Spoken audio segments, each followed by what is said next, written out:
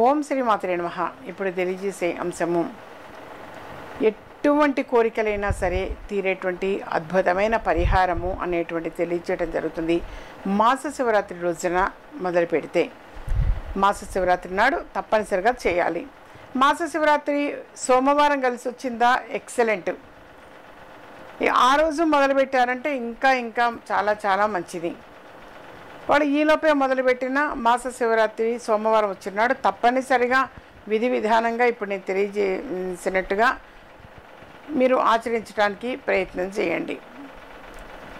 మీరు మాస శివరాత్రి రోజు మామూలుగా తలస్నానం అనేది చక్కగా చేస్తారు. చేసి గుడికి, శివాలయానికి వెళ్ళి అక్కడ బహుశా మారేడు చెట్టు అనేటువంటిది ఉంటుంది. మారేడు దళము చెట్టు అనేది మ్యాక్సిమం టెంపుల్స్లో ఉంటాయి నాన్న. అలా ఉన్నది అని అంటే మారేడు దళము అనేది ఒకటి తీసుకొని చేతిలో పట్టుకొని మీరు చేయవలసింది, ఆ మారేడు వృక్షానికి లేదా ఆ చెట్టుకి, కొన్ని చెట్లు చిన్నగా కూడా ఉంటాయి మారేడు చెట్టు, ఆ చెట్టుకి 11 సార్లు ప్రదక్షిణాలు చేయండి. మీరు 11 సార్లు ప్రదక్షిణాలు చేసి ఆ తర్వాత ఆ పరమేశ్వరుడికి అభిషేకము అనేది చేయండి. ఎక్కడైనా మరి మారేడు చెట్టు అనేటువంటిది సరే శివాలయంలో లేదమ్మా అని అనుకుంటే, ఎక్కడైతే మారేడు చెట్టు అనేటువంటిది ఉంటుందో అక్కడనే అక్కడ ఆ చెట్టుకే చేసి మళ్ళీ శివాలయానికి వచ్చి ఆ పరమేశ్వరుడికి అభిషేకము అనేది చేసి మీరు చక్కగా మీ మనసులో ఉన్నటువంటి కోరిక అనేటువంటిది అనుకోండి.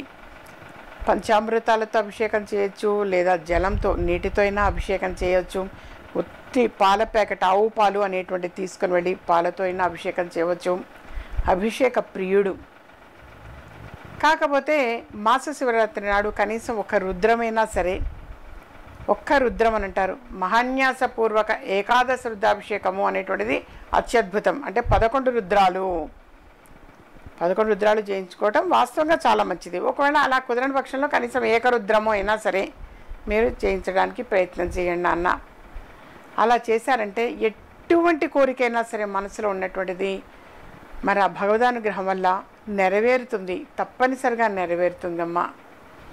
ఆ తర్వాత అభిషేకం చేసినటువంటి ఆ ద్రవ్యం ఏదైతే ఉంటుందో తీర్థము అనగా మనకిస్తారు, ఆ తీర్థం స్వీకరించండి. ఎప్పుడు కూడా శివాలయం గుడిలో అభిషేక తీర్థము తప్పనిసరిగా పుచ్చుకోవాలి, చాలా మంచిది.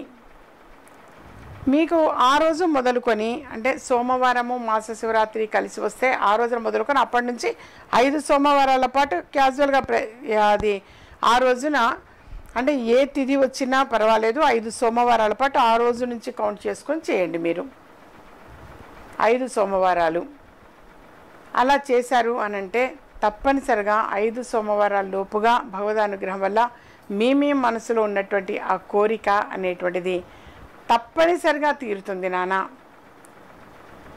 ఇది మీరు ఆచరించి చూడండి, మంచి రిజల్ట్ తెలుస్తుందమ్మా.